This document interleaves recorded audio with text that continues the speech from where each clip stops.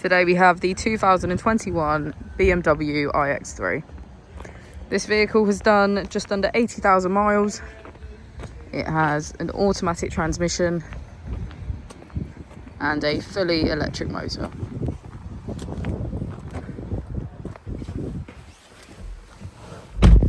To the left of our steering wheel, we have cruise control as a feature, as well as automatic headlights and our start-stop. On the right, we have voice control and automatic headlights.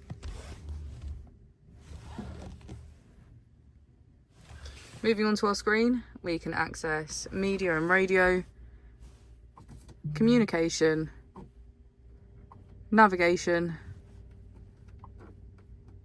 car,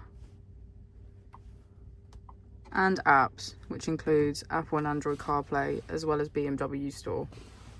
If we put the vehicle into reverse, we can see that it comes with a parking camera with parking sensors. Just below, we have our dual zone climate control with heated seats on either side.